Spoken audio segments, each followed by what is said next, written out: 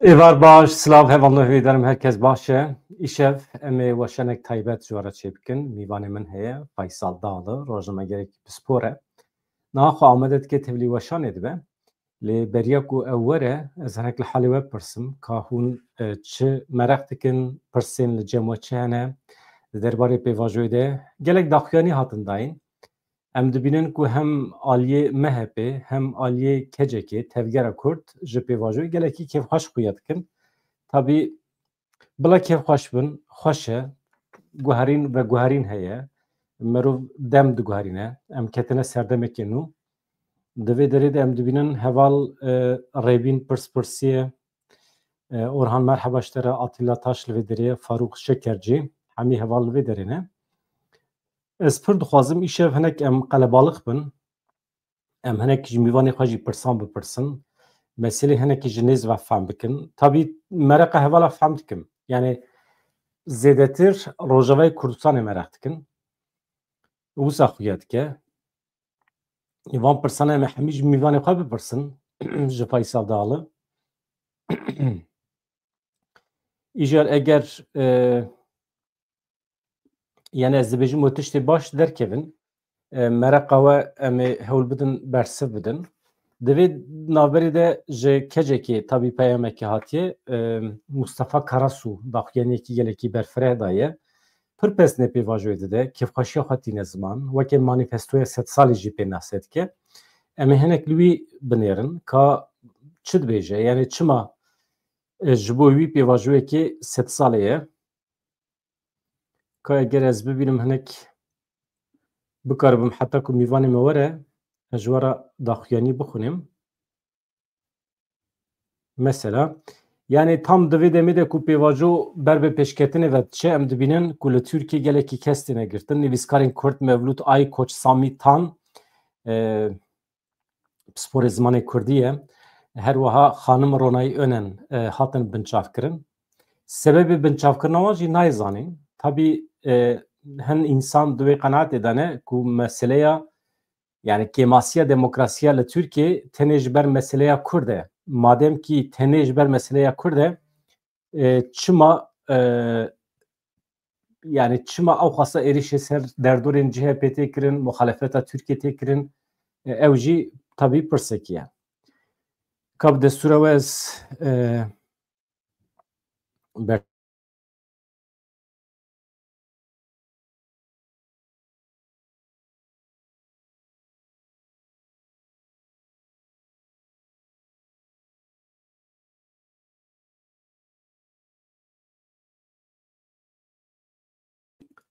belê hevalno bi vî şeklî niha mîvanê me xwe amade dike. Tabii Mustafa Karasu di medya haberê de axivî bû, dûr û dirêj de axife. Dibêje PKK hem di dîroka Kurd û Kurdistanê de hem jî di dîroka Rojhilata Navîn de qîmet nirxên ku ji aliyê tu hêzan ve nehatiye afirandin afirandiye. Yani ev pêvajo wê guherîn û veguherînekî xwe re bîne. Hevalê me Faysal Dağlı amade ye, ez bawer dikim, ez bigirim ser ekranê ka bipirsim eger amade be. Kak Faysal Dağlı, merhaba bixêratî. Merhaba Bedran, xêrdar bî spas dikim. Herêvî. Tona dengê te gelekî baş e, xweş çêbîye, mala te ava. Ez hema vê peyama li ser ekranê rakim. Tamam e. Em herkes hazır in. Nahakek Faysal Dağlı, ez gelek spas dikim ji te re, te davetiya me qebûl kir, tu hatî bûyî mîvanê me. İşev bi qasî pêncî deqe em bi hev re bin. Hem gelek pirsê min hene di derbarê pêvajoyê de û hem jî pirsên hevalan, pirsên temaşevanan hene. Ji te rîca dikim eger tu bikaribî giran bi uslûba xwe ya nerm a xweşik bersiv bidî hevalan pirsê wan bi giranî di derbarê Rojavayê Kurdistanê dane. Ev pêvajo wê tesîrekî bandorekî çawa li Rojavayê Kurdistanê bike, li Rojhilata Navîn çi diqewime, çil pêşiya me Kurdan e. Yani Kurd ber bê Kudrê ve diçin. Ev hemî pirsê me ne. Lê pirsa yekem tiştek ku ez hema em wî dest pê bikin. Tiştek ku derdikeve holê هم ji rayedarên tevgera Kurd kecekê û hem jî rayedarên MHP em dibînin ku her du alî jî ji pêvajoyê gelekî kêfxweşin, razî ne. Tu kêfxweşiya van her du aliyan ku bûne yek li ser pêvajoyê tu bi çi ve girê didî? Belê. Yani beriya bersîva vê meselê dibe ez bi rexneyekê dest pê bikim. Rexne jî ew e ku şefafiyet divê proseyê da çênebû mixabin. Ji ber ku şefafiyet çênebû, em nizanin li pişt perdê çi diqewime, çi qewimiye. Lê wisa diyar e ku tedî bi devê çend rayedarên Tirkiyê jî diyar bû derket meydanê ku ev prose salek berê hatiye dest pêkirin. Yani ne îşê çend rojên dawî ne, çend hefteyên dawî ne. Salek heta sal û nîvekî Özgür Özel got sal û nîvek berê bi ekîbekî dewletê serdana İmraliyê hatiye dest pêkirin. Sırrı Süreyya Önder jê re gotibû.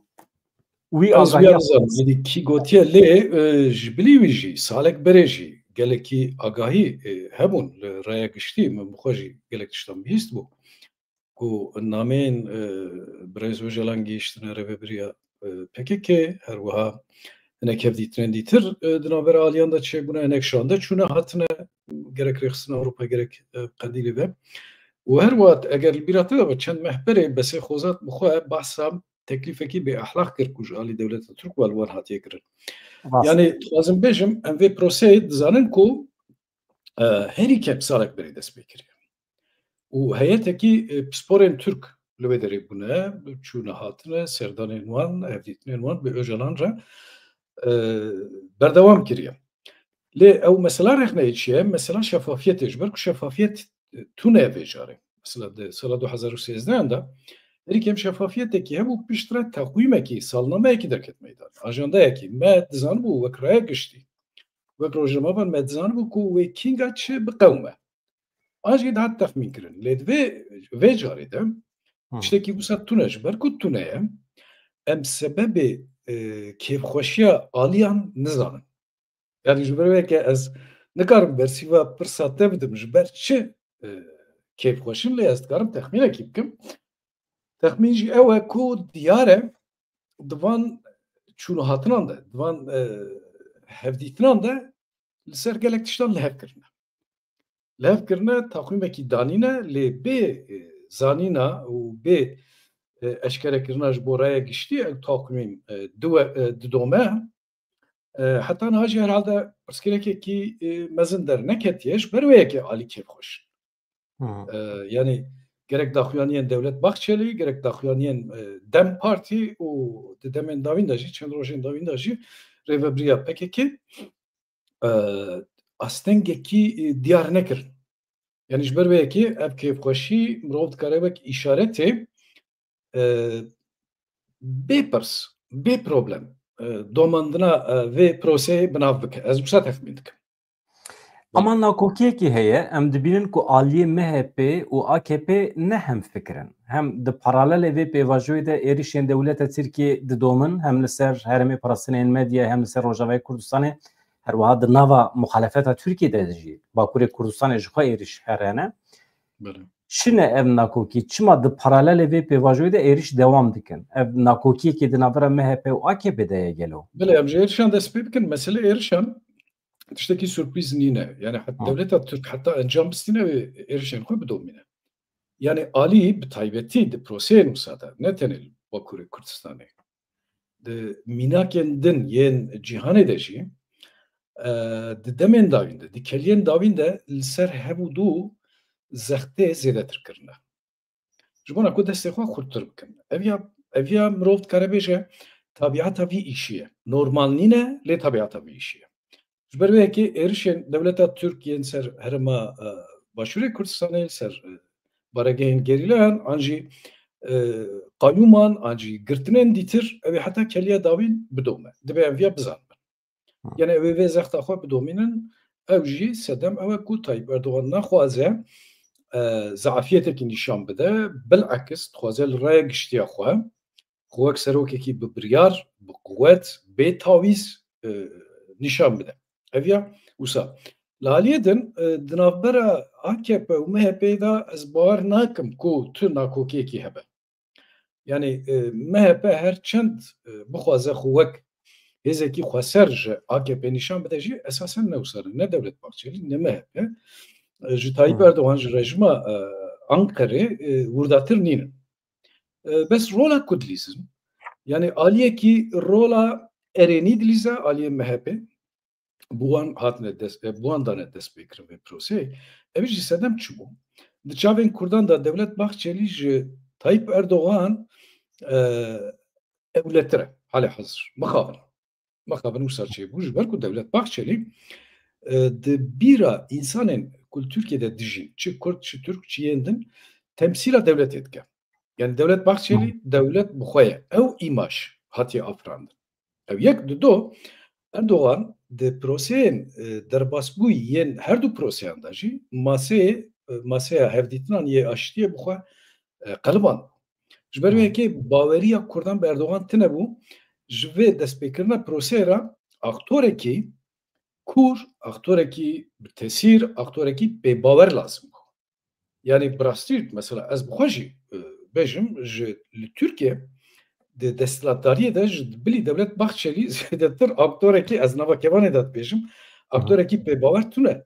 Çima ji ber ku hebûna Partiya Devlet Bahçeli hebûna Devlet Bahçeli bi xwe îdeolojiya wan li ser înkarkirin, qirkirin, îmhakirin û derxistina dervayê sîstemê ya Kurdan hatiye da mesrandin. Car kesekî wisa di encam de were wê noxtayê ku bahsa serbestkirina, serbestberdana Öcalan bike, bahsa proseyekî nûtir heta bahsa aştiye bike û ew çend li gel aktorên Kurd nerm be, di diyalogê da be û navê wî jî Devlet Bahçeli be ev ya balkêş. Ber veke Devlet Bahçeli bijardin.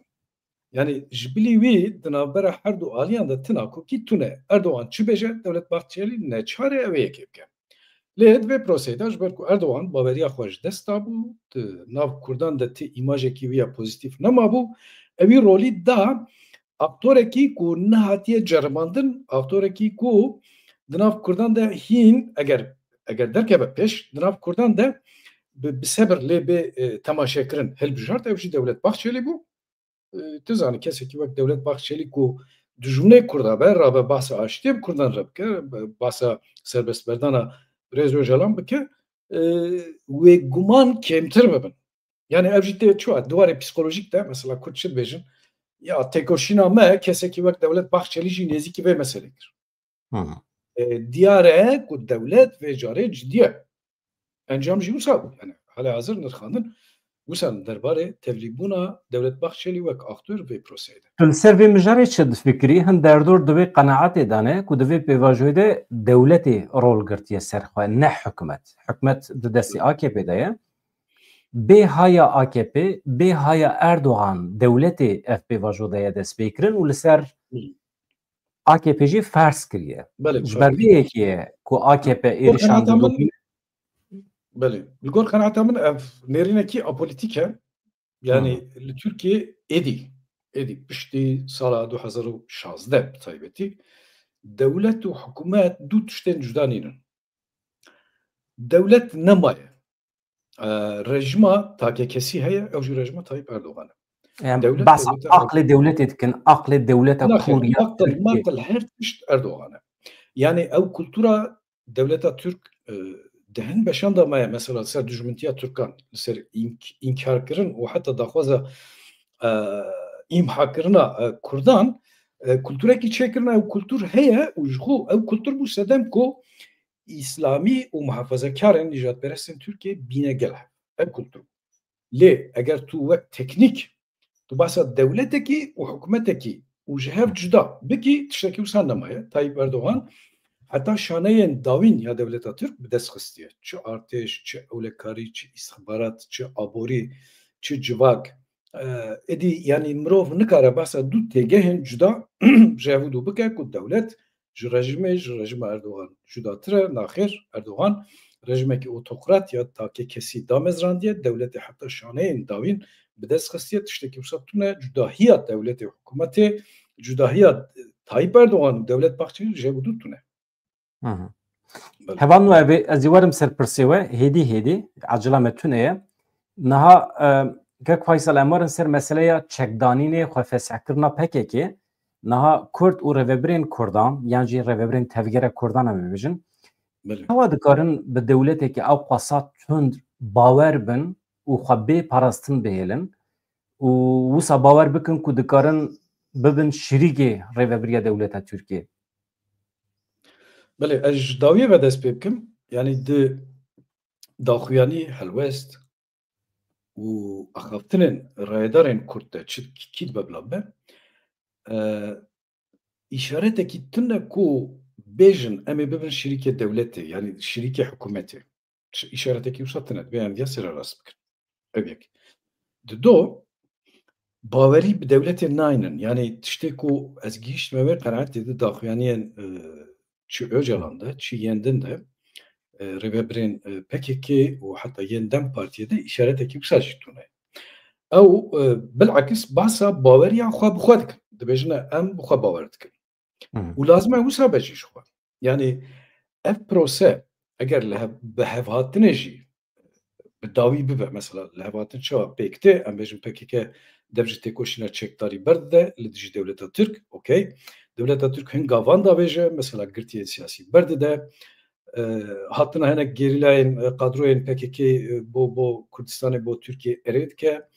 Aslında dernaxel jiwan ji bo tevlîbûna wana jiyana siyasî efuyekî giştî derdixîne di derbarê Kurdî de hinekî yasa qanûnên nû derdixîne mesela em bêjin êdî yasayên wisa derdixîne ku dibêje em êdî li Kurdan nadin em ê li wan nedin êdî yani di encam de ev prose ne tenê bi çekdanîna PKK bi çekdanîna devletê jî lazim e بداوی به چکدانی نا دولت چیه از بحثا وکشینا ارتش وان ناکم از بحثا لیدانا وان شدت وان ترور دولت کم یعنی اگر ترور دولت شدت دولت سر کردان بداوی نه به شخواه پروسه ناچه سری یعنی حتی ناسیده میوان چی بود گوتنه لدیجیمه رخصنه کی تروریسته Aligren wan teröristin yani ku di sahaya legal de jî siyaset dikin teröristin ser wan tên hesibandine bu wan ve tevdigerin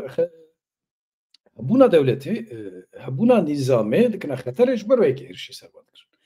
Ev hincet niha madem ew ji destê wan derkeve dibe ew jî çek deynin yani çeka wan çi ye zilm û zexte ne zilm û zexte ser Kurdan e dibe ew jî dev ji wê siyasetê berdin. Ji ber wê yekê yani mesele bevê mirov nikare girê bide çawa ew ê bi dewleta Türk bawerî pêk bînin siyaset ser baweriyê pêk nayê siyaset ser mecburiyetan û ser hêzê pêk tê ji ber vê yekê mesela baweriyê di rojevê de nîne yani pêwîst nakin behsa vê yekê bikin yani PKK rêveberên PKK siber rojnavê wan biguhere çi be bila be Dem Partî tu kes dewleta Türk bi vê zihniyeta dewleta Türk bi van qalbê zihniyeta wan باوری ناینه جخوا دم جوان برده دم جریوه بریا سیاستا چینا کرد برده ملت کرد باوری بدولتی تونه yani باوری موضوع بحث نیست به مسئله که بدر معنویت به مسئله تو کدری ده بجیهتی کی جبر کو پر رخنه جهنه او کسین کو پیواجو رخنه کن باسا تکوشینه که دور و درجه 40 سالان دکن شهادتا 6,000 انسانی دکن مالویرانی گرتن هلوشاندن اب گندان yani او قاس هلوشین چی بود نواجیانا کردان ده معنویتی کی چی بود ملت خودی لتهوگره خدر کرد تو به معنویت چوا ایزاحتی کی yani normal کو پشتی 40 سالان 50 سالان مروف پشت خوابه مسئله و بکه و بر به پیواجوی که نو و بچه او گوهرین و گوهرین بخوره سانجیه کی تینه تو چوا ایزاحتی کی و مسئله مروف چوا دکاره برس بدوان در دوران که حقیقتا yani جدل بنیته کی پاک رخنت کن بله نه دبی هم دو تشتا جای بودو وقتین یک معنویتا حسیاتا ملتی یا گل و یا قدروین سیاسی یا ریوبرین سیاسی یا قدروین دبی مرو وانا جای بودو وقتینه قدروین سیاسی باوی کی پروفیسیونل مسئله میزد کن به حسیات تفناگر و حتی بلکی جی او دزانن وید پیشروجی دا چه پیک ورد چه بقا و مجبر وی که به حسی نزیکی مسئله نابن لێ کەسێکی کو divê têkoşînê de ji zarokê xwe dabin, malê xwe dabin, azadiya xwe dabin, gelek fedekariyên mezin kiribin, çûbin surgûnê, îşkence dîtibin, malwêranî jiyan kiribin, maneviya taman cuda ye. Mirov duruyê wan da şikestinekî dikare bibîne. Li meydana Diyarbekir, li meydana Wanê, li qehwexaneyan, li çi zanim li civaka li medyaya civakî mirov ew şikestin dibîne. Lê li gorî qenaeta min eviya jî heleya yani xeletiya siyaseta Kurd e. Siyaseta Kurd lazim bû ev vê nîqaşê ji zû ve bidane dest pêkirin. Ne ku carekî de wek sürprîzekî çekberdan yani têgaha PKK ji bona Kurdan di müsteweya muqeddesiyetê de tiştekî wisa ne yani ev rastî ye.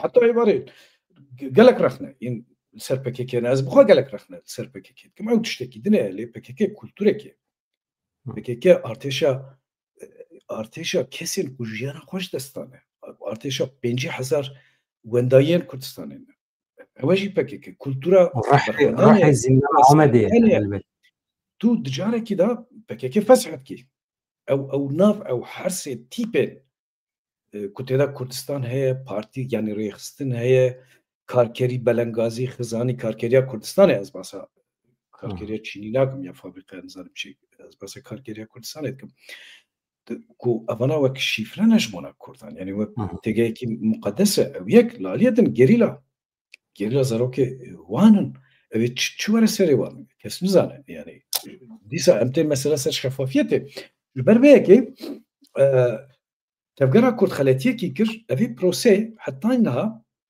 bawekî şedîd li dij derket bala xwe bidine Selahattin Demirtaş 2 sal berê besa bi dawî anîna şerê çekdarî kir çanî serê Selahattin Demirtaş wî neçariştî ku daxuyanî bide bêje ez de siyasetê ber kî kir ev ya PKK kir derên PKK kir bes îro noktaya ku em hatinekê heta mehek berê jî raderên PKK awekî eşkerel dijî vê meselê derdiketin ev hêleyekî din e çima wan dizanibû ku proseyekî wisa heye li İmraliyê ev hevdîtin têne amadekirin berdewam dibin ajandayekî wisa heye lê bi awekî tund û tûj li dijî vê meselê derketin lê îro noktaya ku em îro hatinekê ew jî bi awekî dilşikestî derketine basa çekberdanê dikin yani ev tê vê watê siyaseta Kurd çi PKK çi kadroyên din min çi rêxis heta rewşenbîr bin yani rewşenbîrên Kurd jî bi awekî eşkere evê meselê dananên pêş ya PKK yani ew berpirsyariya wan jî ye berpirsyariya kesên xwîner jiyane divê meselê de çima yani nebûn PKK nekir ku PKK ev mesele nîqaş bike lê mehemiya totalîterîzma PKK qebûl kiriye kes nevere li dijî ku ji rêxistinê re ji hereketê re pêşniyazekî bike êdî hereket yek derdek rêveberê hereketê derdkeve dibêje çekberdan di rojeva me da nîne em tija çekan bernadin û ji xwe re giştî de min behs kir muqeddesiyeteke li berhember vê meselê kes cesaret nake ser vê meselê baxif dema carekî de ji İmraliyê jî daxuyaniyekî wisa hat wekû dikevne jî wek têne avêtin nav ava cemedê herkes şox dibe wisa jî çi yani kêmasiya azadiya fikr û raman elbet heye û zemînekî jî nehate amadekirin mixabin yani heta kekbedran ez zêdetir dibêjim xwezî rêveberiya PKK evê biryarê ji Öcalan re wek pêşniyaz bibrane gotana em êdî xwe dubare dikin êdî pêwîstî şerê çekdarî nemaye hele bi taybetî 10 salên bavîn de em boş şer dikin sedem çi ye paradigma me guheriye mesela em wisa bêjin yani ew wisa bêjin paradigma guheriye ber li siyaseta legal vebûye maneya şer nemaye teknîka şer dezavantajekî mezin e ji bo tevgera çekdarî ya Kurd Tu bawer nakî Kak Faysal dewleta Tirkiyê destûr neda rêve nekir ku PKK xwe biguherîne veguherîne yan jî bikeve pêva ji wekî bi vî rengî ji ber ku zexta dewletê tim dewam kir em zanin fikra PKK heye ji berî ve jî tim wisa li firsendekî digeriya ku dev ji tekoşina çektarî berde derbasî tekoşina siyasî ve ev armanca em dizanin hebu ama devleta Tirkiye rê neda. Sebebê ku îro behs dikin jî konjonktûra siyasî ya li rojeta navî ne, hebûna Amerîkayê, pêşketina İsraîlê, hebûna dewletên Ewropî li rojeta navîn, pîlan û projeyê wan em ê hemî behs bikin tabî fikra te em mereq dikin. Dibêjin ji ber van vê konjonktûra siyasî ya rojeta navîn dewleta Tirk mecbûr maye gav bavêje û bang li rêxistinê kiriye ku alîkarî bide. Yani werin ser vê zemînê. Çawa dibînî? Yani kek bedrandivan meseleyên de di têkoşînên etnîkî, netewî, civakî, komelî de her aliyek helbet hesabekî dike. û em tev dizanin hemû şer di encam de bi aştiyê bi dawî dibin yani mecbûrin bi aştiyê bi dawî bibin. û di têkoşînên Wisa de di têkoşîna navbera Kurdan û dewleta Tirk de jî yani em dema li realpolitîkê li dengeyan hêz yê her du aliyan mêze dikin qenata ku ez gîştime mumkin nîne aliyek zora aliyên dibin be. Yani Kurd nikarin artêşa Tirk heta Ankara'yê biqewrin. Ev ya çê nabe. Çima Türkiye endamê NATO'ye ve bi saya endamtiya NATO'yê hemî teknîkê leşkerî li dijî PKK bikare anî. Bûya way serpiyama. Li aliyên din dewleta Tirk nikare PKK têk bibe ji ber ku heta ev pirsgirêka Kurdan bi dawî nebe PKK di pozisyonekî meşru daye û ew ê Kurd her tim li dijî zext û zilma dewleta Tirk piştgiriya PKK bikin. û tarîxa Kurdan bi tarîxa berxwedanê ye vê yekê dizan. Yani eger îro bi awayekî nehek bi awayekî gayrî meşru hebûna PKK ji oldê bê rakirin jî siberoj ev ê reel PKK derkeve. Ev wisa ne yani? Yani li cîhanê çi bûye nakokê navbera însanan de diyalektik çawa pêşketiye vê dora de jî wisa. Lê ew encama ku em îro hatine yani duwarê leşkerî de algorî qenaeta min aliyekî zor aliyekî nebiriye. Yani na hinek kes behs dikin bên ji xwe gerîla nehiştin nizanim çi filan bêvan. Yani PKK nerêxistinekî wisa ne bi çend kesên Kalaşnikov destan de li çiyayan bigere û navî deyne şer. Yani PKK rêxistinekî modern e qasî ku em dişopînin. Bala xwe bidînekê yani ew çalakiya wana dawîn ya li Ankarê îşaretekî bû xwestin bêjin binêre tak heye. Binêre terorekî bêsînor heye, şîdetekî bêsînor heye, şerê navxweyî heye. û em dikarin vê yekê jî bikin. Li gorî qenata min peyama ku min ji ez tê gihîştim mesele ew bû. Yani ew çîroka ku dibêjine ya xwe gerîla çû, gerîla îmha kirin filan bêvan ew gerîlaya klasîk bû. Ew şerê gerîla yê klasîk bû. Ji xwe PKK piştî vê saetê li çiyayên Bakurê Kurdistanê bi awayekî klasîk ji xwe nikare şer bike.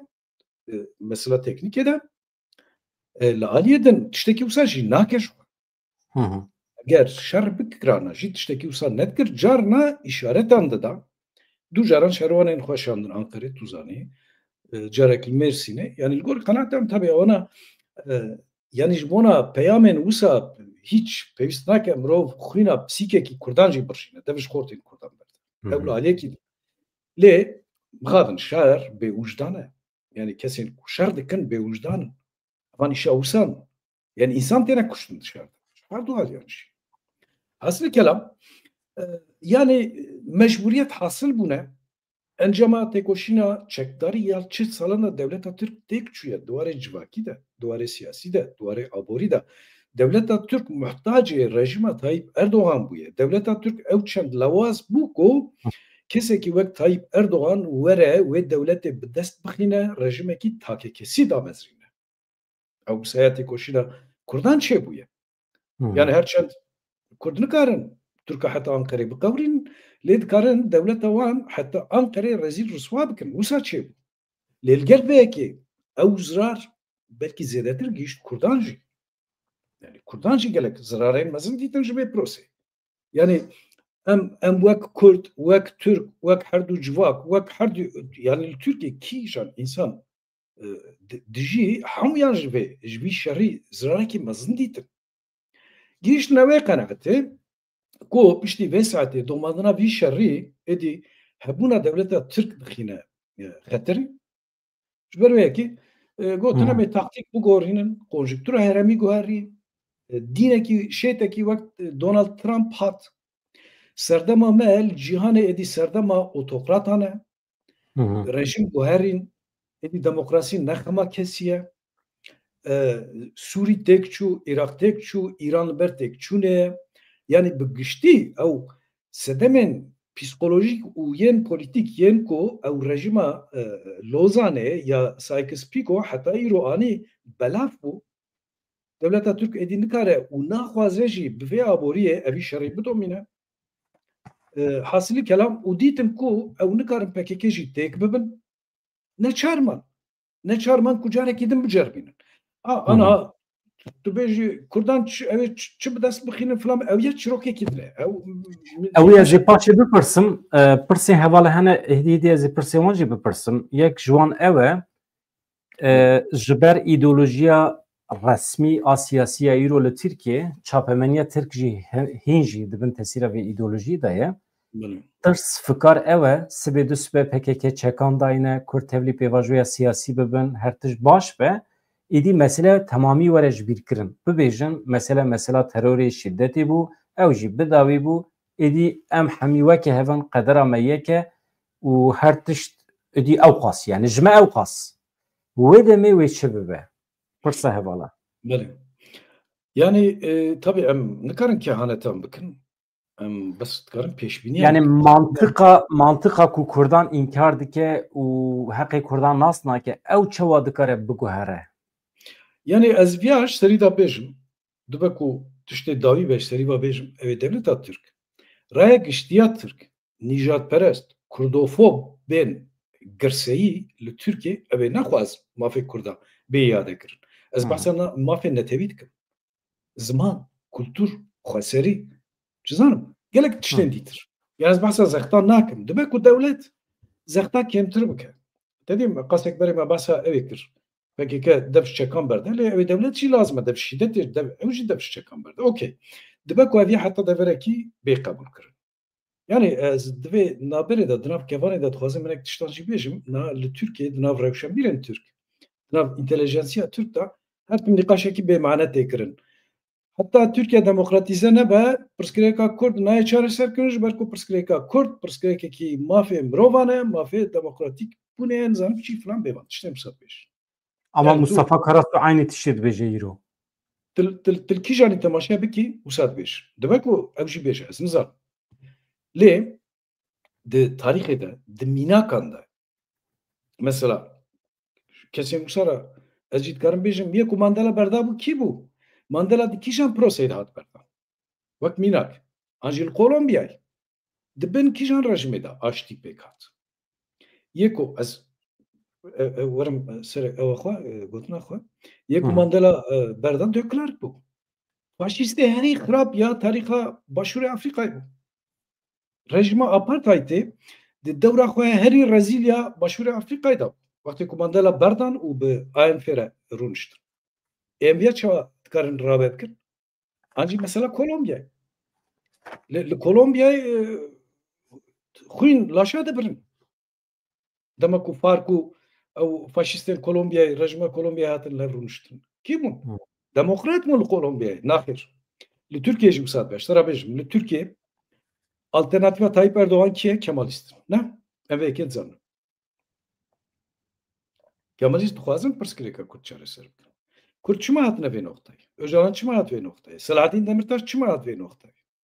Selahattin Demirtaş digot em te nakin serok. Çima hat vê noxtayê? Sedem ew bû ku Kemalîst çêpkir wanên qaşo demokrat piştgirî nedan Kurdan. Kurdan bê berdel bi salan e piştgiriya CHP dikin. Evî navî çi ye? İmamoğlu çi ye? İmamoğlu dikine serokê Şarederiya İstanbulê li gelek bajarên dîtir bi saya dengên Kurdan CHP hebûna xwe didomîne. Lê tê Diyarbekir posterê Atatürkê xwe dide destê Ehmed Türk. Kurd çima بري خو طيب اردوغان دنابرا طيب اردوغان ودنابرا كمالستان ده چما ترجيح حكي بكن مجبوريتي وانا چي هي بفكره لالين درن بيجن رجمه طيب اردوغان روخيا اردوغان شو كي بره دلفاوي koalisyonu ki Kemalist diyor. Koalisyonu ki Kemalist ultra faşistên nijadperestên Türk, İyi Parti, Zafer Parti, Zanımçı Parti falan bir var. Eyvallah ser hükümet Türkiye. Başka alternatif tune. Demokrat tune Türkiye. Çepkir tune. Hezavana derbasbuna bendave tune Türkiye. Yek var ser hüküm CHP'ye. Hami cüreyn, hami rengin Kemalistana. Eyvallah ser hüküm koalisyonu ki evet dınavanda pek var. Dekajar Kurdere ben bir kira bak. Tayyip Erdoğan bu xwazejî nexwazî devletê bi dest xistiye. Eger bixwaze hêzawî heye. Bê ku kesî bir şey bire. Hiç. Şevekî dikare rabe bêje ez xwe wek mezinê Kurda îlan dikim û Türk xwe pîsin û nizanim çi berê jî got. Van tiştan got. û Kurd ew ê eslî ne yê vê dewletê yê İslamê em birayê İslamê ne em birayê ummetê ne nizanim çi ez vê meselê li gorî hukûqa İslamê li gorî edalet û dadmendiya İslamê çareser dikin. Dikare ev ya bikin. Lê li Türkiye hêzekî alternatîfa Erdoğan tune. Vêca mesele çi ye? Mesele mecbûrkirina Erdoğan. Tevgera Kurd, milletê Kurd eger siberoj prose pêk biçe biçe serî ez besa wê kê dikim. Yani divê naberê de ez werme ser pirsatê te got mirov bana bawerî nake siberoj PKK de şeka berdan de sahne siyasetê yani destê Kurdan de yani bi kurtasî de destê Kurdan de hêzek çawa dimîne ji bo zextê li dewleta Tirkiye bikin. Pek bedran. Divê nekin belê şer ji bo siyasetê tê kirin. Şer cûreyekî siyasetê ye. Şer bi xwe ne siyaset e. Şer ji bona pêwîstiyên siyasetê tê nekirin. Eger te bi rêya şer te hêzekî siyasî bi dest xist, hêzekî girseyî te dest xist, te girseya xwe milletê xwe netewa xwe şiyar kir û eger tu bizanbî tu artêşa wan nikarî heta Ankarê biqewrînî, rola şer lazim e temam bibe. Bi vî şerî, bi vê rêxistinê Kurd di 10 salên dawîn de qozên mezin didine destê Tirkan. Ez bi xwe di nivîsên xwe di axaftinên xwe di têkiliyên xwe civakî de 20 sal e dibêjim lazim e PKK dev ji şerê çekdarî berde. 20 sal ez vêya dinivîsînim. Baweyekî eşkere dinivîsînim. Yani bê ku vir dewrdar. Li gorî qenaeta min dewra şer, dewra çek li Bakurê Kurdistanê qediyaye dibe şer, hêzên çekdar ciyê xwe bidine hêzên siyasî û dest bi têkoşîna girseyî ya demokratîk bikin. Yani bala xwe bidiye yani mixabin em li cîhanekî zalim dijî. Em li cîhana NATO dijî. û Türkiye jî Türkiye jî endamê NATO'ye kek bedran. û ne di nava Kurdan de terorîzmê xistine stê Kurdan. Em Kurda çin dibêjin hûn terorîstin. Ya PKK çi kiriye ji wan terorîstin? Terora PKK yek bîrim be, terora devleta Türk 20 bîrim e, 100 bîrim e. Kes guhê xwe dide terora wan. Heyet tune terora PKK terorîst û nizarim çi û wirdaw yani PKK gelek heletiyan kiriye tiştekî dine. Lê kes basa mesele bingaha meselê nake. PKK çima heye? PKK terorê kir çima kir? Ji ber ku hûn Kurdan înkar dikin, ji ber ku wan îmha dikin, ji ber ku wan asîmnet dikin, ji ber ku hûn dest datînin ser hebûna Kurdeyetî. Hûn dixwazin Kurdan tune bikin. Bi ziman, bi mejî, bi tarîx, bi her tiştî. Heta niha jî dibêjine Kurd tune. Mafê Kurda tune. Nizanim çi, em ê wan pelixînin, em ê nizanim çi bikin. PKK îtirazekî bû ji bin avêyekê. Kî dixwaze herel çiya bimre, bi vê fedekariyê bijî birçî, tî. Wisa hêsan e rojekî tu bî şervanekî PKK tenê rojekî. Kurd qeyşêtin. Kurd wek sîporê dikin terorîzmê. Devleta bes demokratiyên Amerîka yên Almanya heta ne piştgiriya terora devletê kirin. Basa evê nekirin. Ev 10 salê jî destê xwe ji wan şûştine, ji devleta Türk şûştine dibêjine aman yeman dûrî me bim hûn çi dikin bila bikin. Her qat dikin. Gelek pirsê me hene em wisa zû پیش بکەون هەواڵ باسە مافێن نەتەوی کوردان dikin tabi me basa pêvajoya zîndana Amedê kir wê demê basa serxwebûna Kurdistanê de hate kirin pişta basa mafên netewî Kurdan hate kirin niha jî basa navên netewa Kurd jî nayê kirin yani Kurd êdî niha em nîqaş dikin Kurd netewin ne netewin eger netew be mafê wan wê çi be belkî ev pêvajo hinek zû ye merû basa mafan bike lêberê di pêşerojê de wextê ku müzakere dest pê bikin yek hêza garantor wê hebe tu nebe pêwîst e ne pêwîst e yek jî aliyên tevgera Kurd bi dewleta Tirkiye re çi dikarin nîqaş bikin ji bo garantîkirina mafê netewî Kurdan ez basa mafê çand û kültûr nakim weke netew merû çawa dikare nava dewletê de cihê bigire çand û kültûr tiştekî dire Belê kek bedran qasek berê ji me got mixabin ji ber nebûna şefafiyetê em nizanin li ser çi bingehî li hevatinekê heye lê diyar e ku li hevatinekê heye eger mebesta te teksta ku li ser navê Öcalan hat xwendin be dedî dûra da basa evan tiştan tên kirin û bi kurtahî tê gotin ku em daxwaza netew dewletê federasyonên zanim çî nakin tiştên wisa tê gotin ez şerha xwe dixwazim diyar bikim di cî vê tekstê ew tekst mumkûn e ku ji alî her du aliyan hatibe nivîsandin jî lê fikr û lîteratura edebiyata dewleta Türk dominant e di vê tekstê de yani ev ya baweyekî pir eşkere ev Öcalan nas dikin Öcalan bi daxwaza xwe bi îradeya xwe tekstekî wisa nanivîsîne ew tekst diyar e ku ji alî hinekê din ve hatiye nivîsandin û serê nîqaş hatine kirin yani em bêjin piştre bûye tekstekî hevbeş lê siyaseta Öcalan em nas dikin Öcalan li ser detayan pir zêde nasekine yani heta tiştên wisa wek detay dibîne çima tecrübeya tarîxî ya PKK heye ya tevgera Kurd heye beriya PKK jî piştî PKK jî li Başûrê Kurdistanê jî li Rojhilatê Kurdistanê jî maneya peyva tune kek bedran eger siber roj tu karibî Amedê milyonek Kurd ji bona ziman bidî meşandin qîmeta gotina namîne eger tu siber roj karibî bi têkoşîna girseyî ya demokratîk li seran serê Kurdistanê karibî bê însiyatîfiyekî sivîl dest pê bikî û dewletê kilît bikî wetê ewa namîne wetê van tekstan zanim çi namîne yani bala xwe bidê tekstên sala 2015 têda çi tune bû her tiştem îro kes behsa wê yekê dike naxêr yani dixwazim bêjim evan meselan pirsgirêka hêz e kek bedran eger hêz hebe karibî raqîbê xwe bi wê hêzê îradeya wî zor bidiyekê dikarî daxwazê xwe bi dest bixînî ji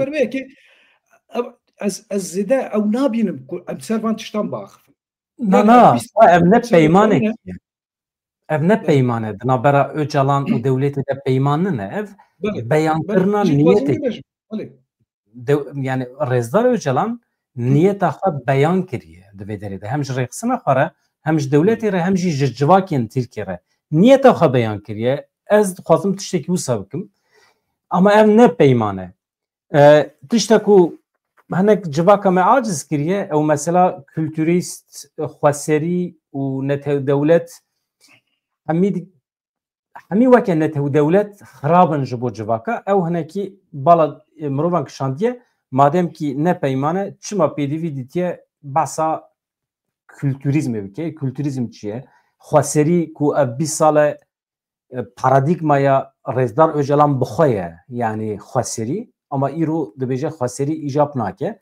ev tabî îjab nake em nîqaş bikin ha ser vê tiştek ku ana hevalê me merex dikin temaşevanê me merex dikin madem ev pêvajo Bakurê Kurdistanê digire nava xwe gelo îhtimal heye yek ji destkeftiyên herî muhîm ê Kurdan Rojavayê Kurdistanê nîzamek pergalek ava biye li wê derê xweseriyekî heye bûye numune lehengî bê sînor çêbû li wê derê qada navnetewî de hat naskirin anha jî di arîfeya naskirinê de ye yani hêzê navnetewî Amerîkayî ji di nav de wisa xuya ye belkî di pêşeroj de ew ê nas bikin jî demek ki o kasa hassas da demek o ev peyvajo bandorla rojava bike pergala iru helveşine. Ez berevaciyê wê difikirim. Yani ev pengava Öcalan ez wek berdewama silsileya parastina Rojavayê Kurdistanê dinirxînim. Yani dibinê vê fikrê de eger aqlekî stratejîk hebe ew e li gor qenaata min. Parastina Rojavayê Kurdistanê destkeftiyên Kurdên Rojavayê. Yani tu bala xwe bidî sala 2015 de jî hema tişt. Mesela em niha jî basa şerê xendeqan dixin bir şey wek min got siyaset bê wijdan e. Yani tu nikarî basa humanîzmê di şerê çekdarî de bikî. Rêxistinekî wek PKK ku 40 sal 42 sal şer dike. Devletekî wek devleta Türk ku 100 sal şer dike û hemû cure zulm bikatiya tu nikarî basa humanîzmê basa mafê mirovan nizanim çî filan pêvan bikî. Ji ber vê yekê ew mesela şerê xendeqan jî nehat fehm kirin. Yani yek ji wan sedema. Ew bû ku devleta Türk bê meşxûl kirin û nikaribe êrişekî giştî be ser Rojavayê Kurdistanê. Mixabin berdelî wî pir giran bû ew tiştekî din e. PKK pir rîskekî mezin hilgirt û pir bedelên mezin da awana li aliyekî lê dixwazim bêjim stratejiyekî parastina Rojavayê Kurdistanê heye.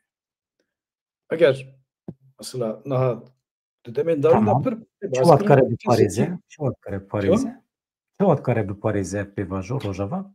Eger yani tu wek diyalektik lê mezekî wek mantiqekî dûs devleta Türk çi dibêje PKK terorîst e û PKK êrişî dike em ê jî êrişî PKK û bi PKK ve çi girêdayî hebe em êrişî wan bikin. Eger hebûna PKK ji holê rabe dev şerê çekdarî berde li ortê teror meror namîne. Ew argument ji destê wan dişe. Mesela tu bala xwe bidî daxuyaniyan Amerîkyan tê bîra te. Rojayeke berdevkê Wezareta Derbayê Amerîka serpirsa rojnamevanan ya çekberdana biryara çekberdana Öcalan kirin bersîv çi bû? Got em wek pengavekî gelekî giring dinirxînin piştî vê saetê êdî devleta Türk wê li beramberî hevkarên me Rojavayê Kurdistanê ku em bi hev re dijî Daişê şer dikin ew êdî mirteh bin, rihet bin û ew ê probleman ji me re dernexîn. Bersîv ev e. Bersîv ev e. Yani tu bawer dikî ku PKK an Öcalan an rêxistinên dîtir heta devleta Türk evî nehesban dibe. İlham Ahmed duh beyan kir ku Öcalan ji wan re name şandiye tê de dibêje tevlî pêvajoya demokrasiyê ya li Sûriyê bibin. Ev tê çi manî gelo? Niha li Sûrî devletekî yekpare tune tu zanî Sûrî perçe bû du wextê Esad jî perçe bû. Yani ew statûya Sûriyê statûkaya li Sûriyê ya dema Hafız Esad Beşar Esad di dema Colanî de jî didome. Heta kûrtir bû xirabtir. Vêca ji bona avadankirina Sûriyeyekî biçekî yani rêkûpêk biçekî ku însan karibin lê bijîn biçekî ku organîzasyonekî dewletê hebe li wê derê. Şer û têktan û kuştin bi dawî bibe. Ji bona proseyekî wisa dibe hevkariyekî di nava hêzên hemî Sûriyeyê de pêkore. Di nava Kurdan, Ereban, Durziyan, Hristiyanan, Aleviyan û etnîkên din, baweriyên din. Vêca Öcalan nizane Ahmed Colanî û eleqa wî û demokrasiyê ji hev tune. Öcalan ji min te baştir wan dişopîne. Yani nizanin yani Öcalan Colanî eger peyama Öcalan fam dikî yani. Colanî û demokrasî.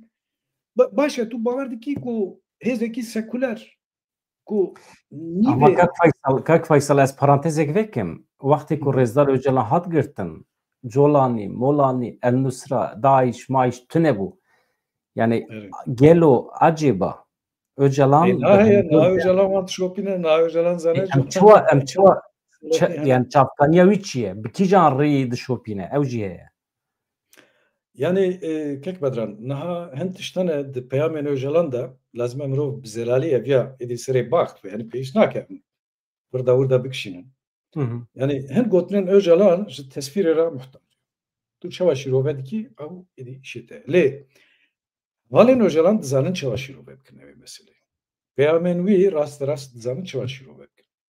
Ji ber vê yekê pir tiştekî gotinekî maqûl e YPG, SDG, PYD, Kurd bi giştî tevlî proseya demokratîzekirina Sûriyeyê bibin. Ez jî vê yekê dibêjim, herkes jî dibêje lê Sûriye û demokrasî. Colanî û demokrasî hete şew YPG nayne gel hev. Ew nayê wateyê ku rejima Colanî muwaqet e. Nayê wateyê ku piştî çend mehindin evê rejima Colanî Selefî birixin têk biçin ji dêl wan va ewildana Sûriyekî demokratîk dest pê bike û PYD hêzên Kurd dûrda cih bikirin. Îro mimkûn nîne proseyekî wisa pêk nayê. Yani tu karî bazaran bikî bi Colanî re. Lê tevgerekî sekûler û tevgerekî selefî nikarin bi hevra rêvebiriyekî welatekî bi rêve bibin. Çê nabe ev yani. Yani li dijî tabiata jiyanê ye, li dijî tabiata eşyayê tiştekî wisa. Ew Colanî bi fermandarên YPG re rûnî keve serê te ev ya. Yani avana hîn El-Qaide ne, avana hîn Daişin yani. Tenê kinciyên xwe guhertine. Lê laleyekî ben dixwazim vê jî bêjim yani çima dibe em di siyasetê de bi sebir bin, objektif bin, hinekî pir bi heyecan hareket nekin, bala xwe bitiye. Kesekî wek Colanî rabû rûyê xwe Kurd kir û taqimên cilên medenî li xwe kir. Yani ez behsa evê dikim, dixwazim bêjim dibe Kurd jî evan taxtîka bizan bin yani. Em tenê behsa xelkê nekin. Yani ev çîrok jî ne tenê bi tawîzdayîna Kurda ye. Ev ya jî bêjim yani dibe em biçekî bêkelecan tev bigerin. Tayyip Erdoğan, Devlet Bahçeli jî pir rîskên mezin girtine divan mesele. Ji te re bêjim. Vê devletê Serokkomarê xwe Turgut Özal kuştiye ji bona vê meselê.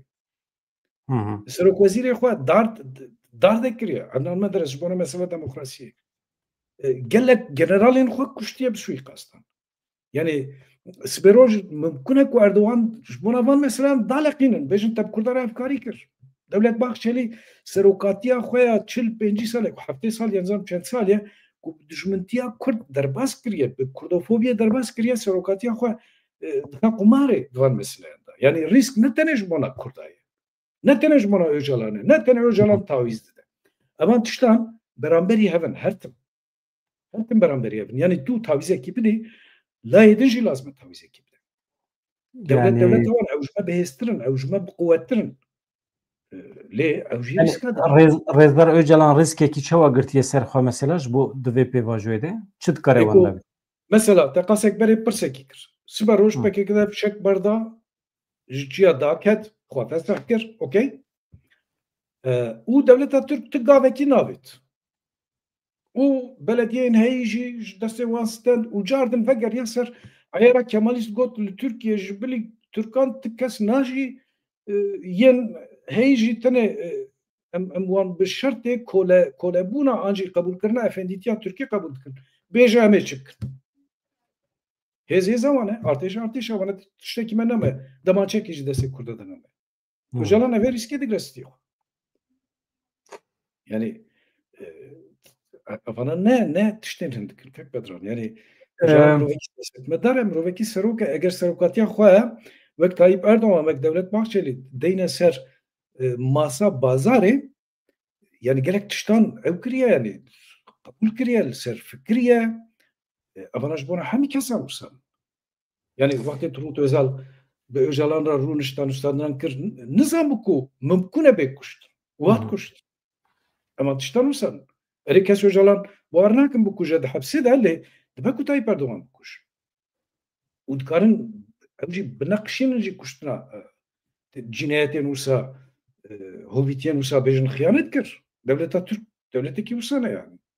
Yani gelek serokê xwe kuştî. Yani Selahattin Demirtaş ji her sî serokan re jî serkeftinê dixwaze xuya ye mafdar e yani risk girtine ser xwe. Baş e ez dixwazim bersiva te dubarê bikim ji bo temaşevanan hevan ji ber ku pir sawan e ji bo baştir were fehmkirin paşê ez li ser maneviyeta ruhê tevgera Kurt etxwazim tu bas bikîm hevan mesela Sûriyede Rêzdar Öcalan elbet ji tevgerên Kurdistanî ji belkî ne Kurdistanî jî ye Rêveberiya Xweser QSD, YPG, YPJ, PYD ji wan xwestiye tevlî pêvajoya demokrasiyê ya li Sûriyê bibin ev pêvajoyekê dûr û dirêj e mantıqa îro ya li ser hukm ji demokrasiyê re neamade gelekî dûrê jî ji ber vê yekê salên dûr û dirêj dixwaze yani ev jî siyasetekê bila dilê we rehet be yani tu weke PKK û kesî zorê li YPG û QSD nekiriye hema çekê xwe berdin 100,000 şervanê xwe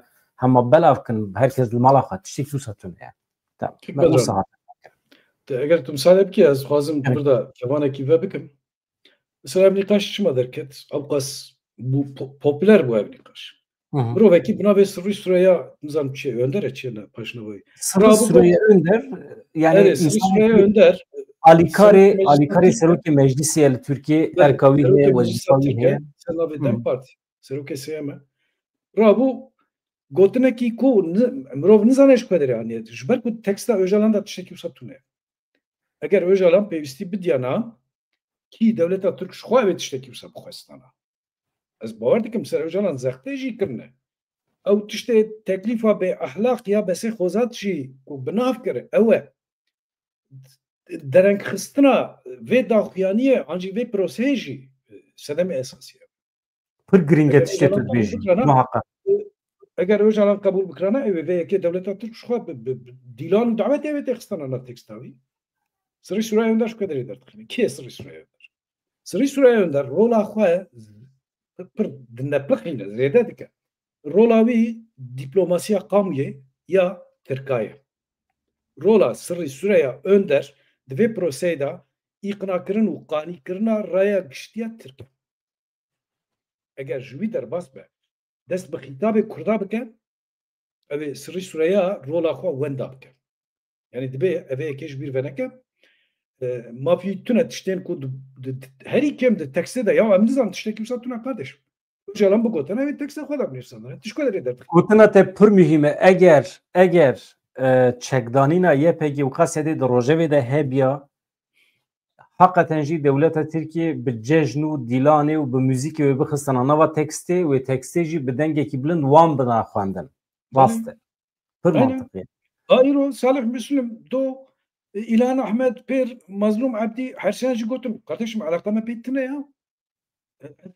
peyama Öcalan ne ji bona me ye û li aliyê din nabe ku peyama Öcalan ji bona dewletekî din be Sûriye dewletekî din e muxatabên QSD muxatabên YPG Şam e ne Ankarê çi eleqa ama Kek Faysal tebasa Sirrî Süreyya Önder kir wî jî rîskekî mezin negirtiye ser xwe yani ew jî însanekî ev ya defsistî kir Kek Bedran ew ne rîsk û mîsk û ji bona wî tiştên wisa xem nake Sirrî Süreyya carna zêde daxive problem ew e ku ne mirovekî siyasetçiyekî qariyerê nîne mirovekî hunermend e mirovekî civakî ye Sirrî Süreyya dixwaze xweş biaxive okey bila xweş biaxive bez ne ji bona Kurdan bila ji bona Tirkan xweş biaxive û ser navê Kurdan ku ne wezîfeya serî jî nebêje mesela wê ye yani ne rîsk ji bona Sirrî Süreyya rîskê çi halê çi avî îro biqewirîn sibê ew dîsa pajê netêke vendir yani dewlet wî baş nas dike Demirtaş di hepsê de yê ku evê gotinê formüle kir da pêş Demirtaş ew serokê meclîsê ye Demirtaş di hepsê de yani ez dixwazim bêjim hin însan di hin deman de hinek rolan digirin stiyê xwe lê dibe rolê xwe hem bibala hinek yani kekê Sirrî Süreyya dibe bizan be çi dibêje bizan be çi wete gotinên wî heye û çi heqî heye çi heqî wî nîne bes ev mesele ev gotinên ku niha em serê nîqaş dikin niha morala hemû Kurdan têk biriye mafî tune tiştên wisa bêje ji ber ku ya heqîqet be jî em nizanin kardeşim çavkanî tune çavkanî ku buna teksta Öcalan de Öcalan çima nabêje PYD bila çekber de dibêje PKK çekber demek ki pêwîstî tiştekî wisa nedît ya an jî li ser nîqaş av nekirin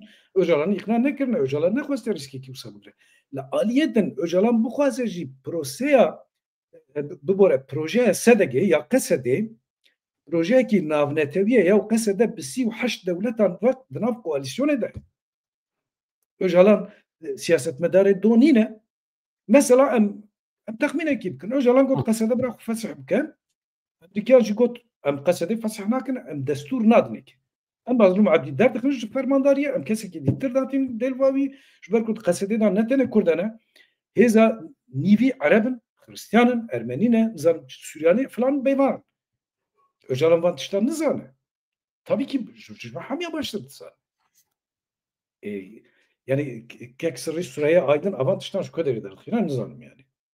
Yani dibe jber belki ev tişten ku moralan milleti Kurd jber ku destketi Kurdan yen 10-15 salên davîn li gel van felaketa.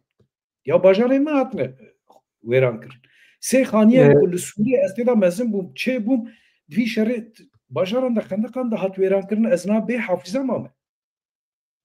مجبر چی حافظه خدا یا سری سوره او روجاوا بو ابي جرابه صرف جمانا خوش بك ونزل شرف ما çi şeref ne ya siyaset bir şeref mi yapılmaz yani teşekkür satune yani jber belki tehnek mesela da despeke da jigot hent iştenet be mrov be kelecan be heyecan falan be van diklaşnak yani objektif dijera lazım be mrov faktan bir fikre eğer cih digre andagre tu karib bir yere xapt yani kesin sen صحبتها تكون خوش من ندي تشوى ساعتك درباس بو تام ساعتها ماش تجيبو بلا تجيبه نه مسألة برسي هوالا هنا كفايصل نانا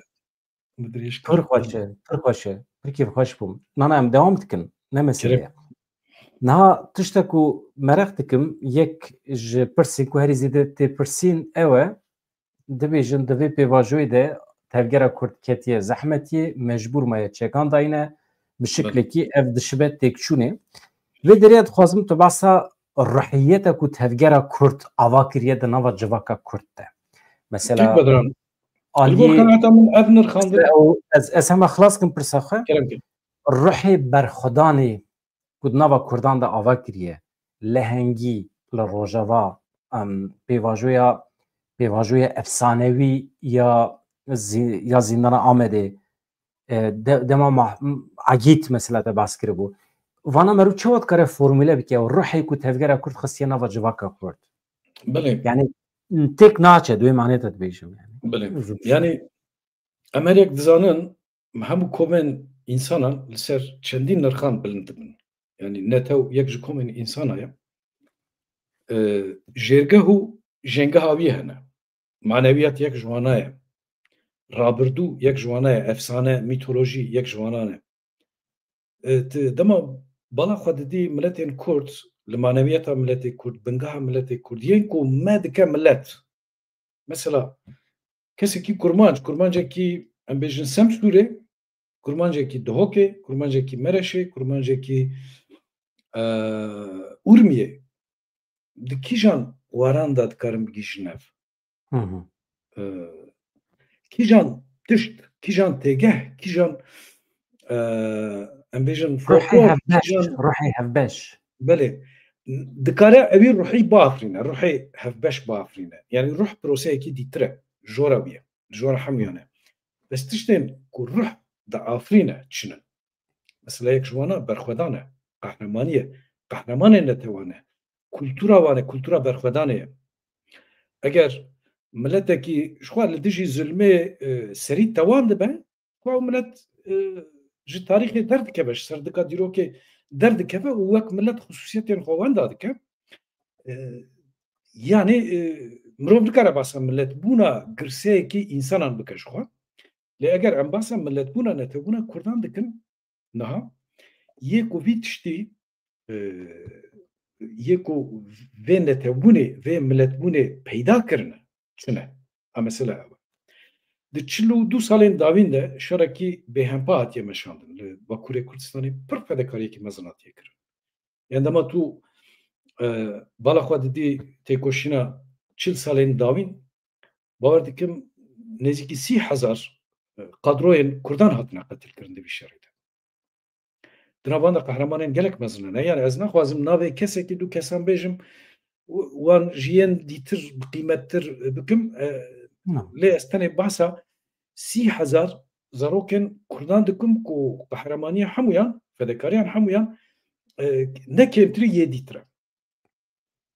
Di tarixa Kurda jî mînakekî wisa tune yani berxwedanekî 40 sal 42 sal bajo fedekariyên bi fedekariyên wisa mezin bajo ez behsa sivîlan behsa zulma ser miletê jî nakim. Yani ez tenê behsa qadroyên vê têkoşînê dikim. Ev yani yên ku netewan çê dikin ev in. Me heta Hêza ez dibêjim Şeyh Saîd hêza lokomotif. Belê yani ne tenê lokomotif e çêkerê ruhê neteviye.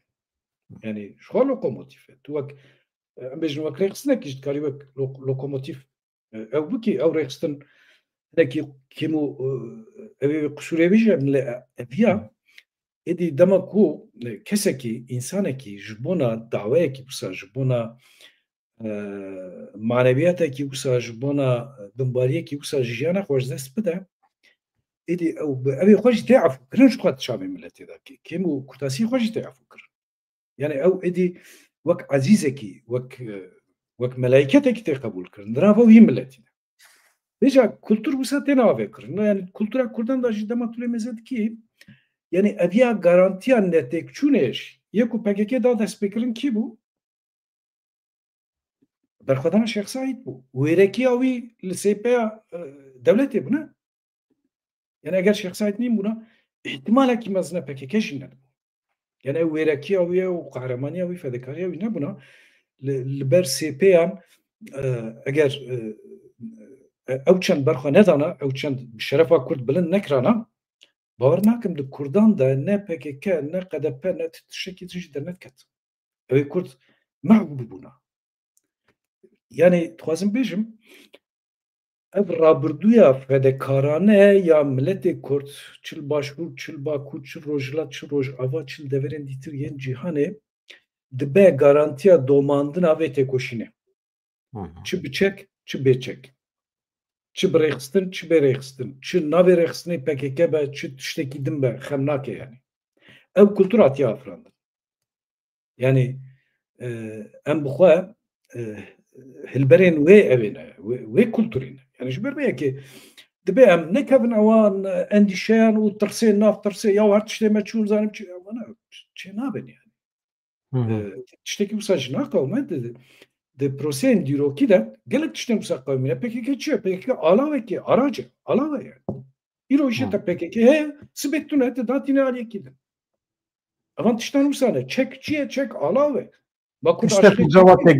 Tiştek ku te gava din got jî gelekî mühîm e dixwazim dubarê bikim yani ew rihê ku tevgera Kurd nava civaka Kurd te afirandiye bû sedemê peydabûna civakek siyasî.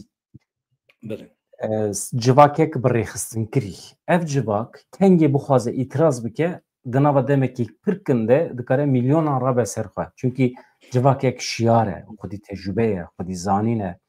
Mühîm e tiştek ku te behs kir. Tabii ji ber vê bawerî bixwe bînin rast e.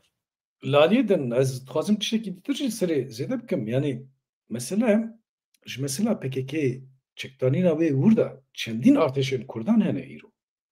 Sedege artêşekiye êzdiyên Şengalê artêşa wan artêşekî cuda ye, artêşa Kurdên Îranê artêşekî cuda ye. û Kurd kînga bixwazin eger bi awayekî aqilane tev bigerin kînga bixwazin dikarin artêşên nû carekî de nava çendîn mehan de peyda bikin. Kurd çiyayê xwe nas dikin, çekên wan hene, aboriya wan heye, rêxistina wan heye, medya wan heye. Yani ew dedî evekî Kurdî ye, îdiomekî Kurdî ye dibêje cîn ji şûşê derketiye ye.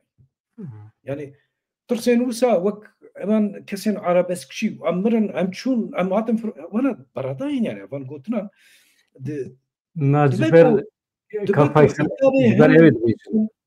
ku bixwazin vê proseyê şolî bikin an dijberin an zanim çi dibe ku xîtabê wan bike lê di realîtê de tiştekî wisa tune bi şertê eger Kurd piştî vê saetê aqildane tev biger.